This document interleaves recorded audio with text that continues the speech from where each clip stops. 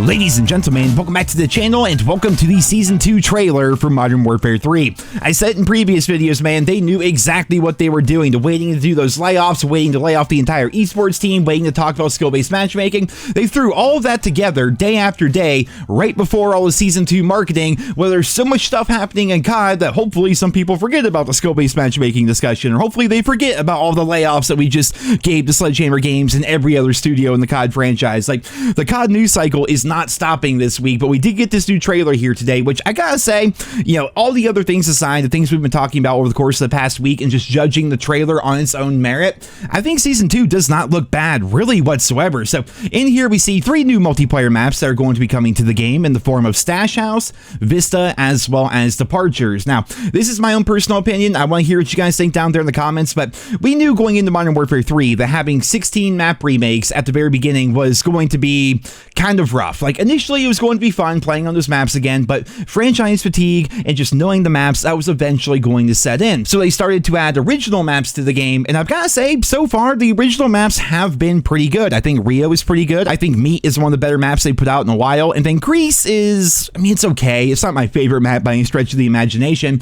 but now we have 3 new maps coming with Season 2. They look interesting. I mean, you can't really judge it from the trailer itself. We'll see how the maps actually play, but yeah, having 3 new maps to play on is going to be nice. And finally, after all this time, like 3 months into the game's life cycle, we're finally going to be getting a brand new war map in the form of Operation Tin Man, so that looks pretty interesting. Now, I did cover in yesterday's video that they're going to be doing a massive event with The Walking Dead. Basically, Call of Duty meets The Walking Dead. They're going to be updating the current Warzone map as well as Zombies map, and they're also going to be bringing back Fortune's Keep, but they're going to be changing some aspects of it to make it fit the zombie-themed event that we're going to be having.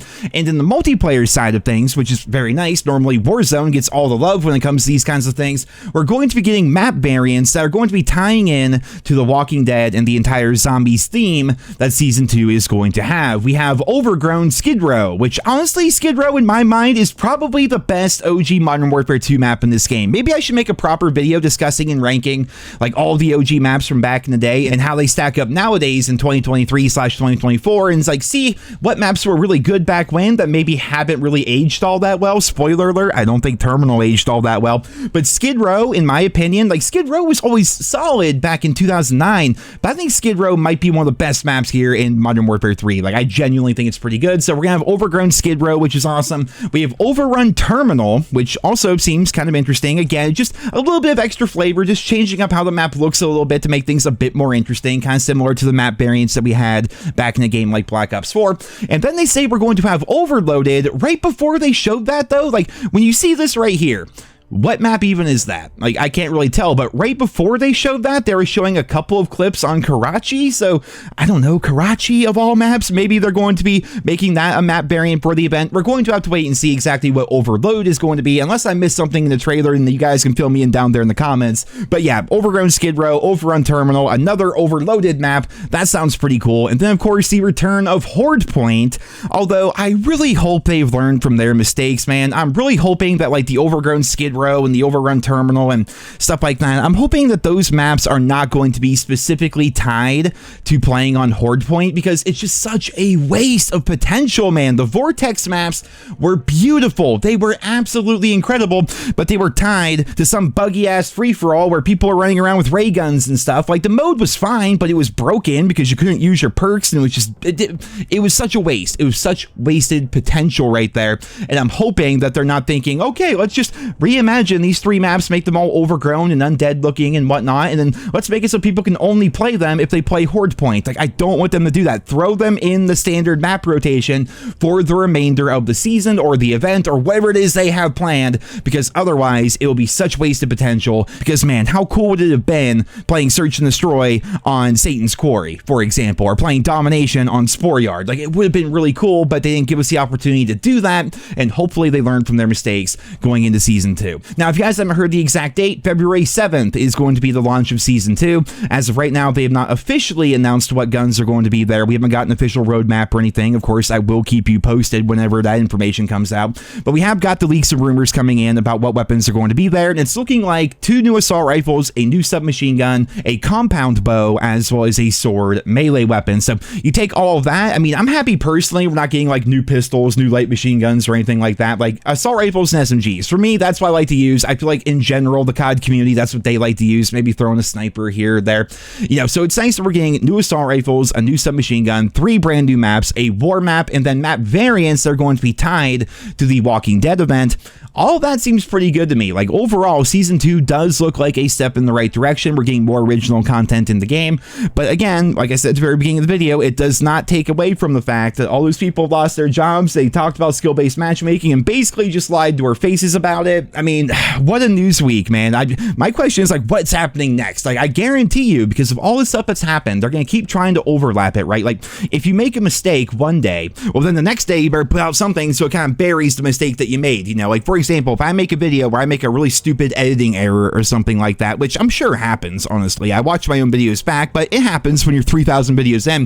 If I make a mistake in a video that's like really, really stupid, and then people are like, oh my god, can you believe Nero accidentally left that in? Or can you believe Nero like had an entire black screen up there for 2 straight minutes in his video? Like, what an idiot. Well, then at that point, I'm just going to put out a new video and a new video and a new video, and hopefully over time, people are going to forget that I made that mistake in my video, you know?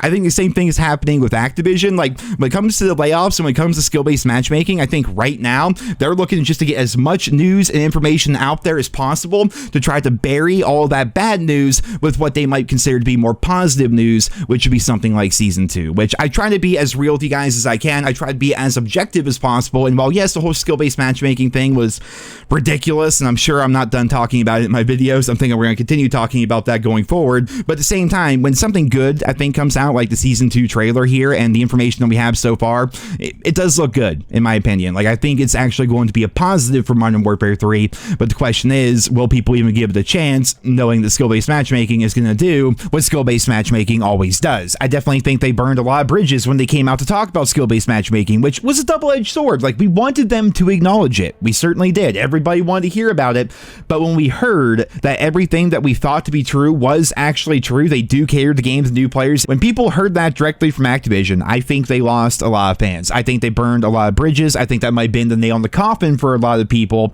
and as a result, even if they do put out good content, if these maps do turn out to be amazing, if the new guns are really fun and this, that, and the other, ultimately, I think they hurt a lot of fans by acknowledging the fact that they essentially rig their games to make them as sweaty as humanly possible. They try to make it so every person in the lobby is basically just another clone of you. They want to make it so everybody experiences wins and losses more proportionately, which again goes back to everything we've always talked about, where they want everybody's KD to be about a 1. They want everybody's win-loss to be about a 1. And how many of you out there, you know, going back to games like Black Ops 2, like all the OG games, like let's not even list them all. I don't have all freaking day, but how many of you back in the day were like a 2.5, 3 KD player? Even, you know, below that, let's say you're like a 1.75, 1.5 KD player. Maybe you were like a 1.5 KD player with a 3 win-loss or something like that, which is more close to what I was back when.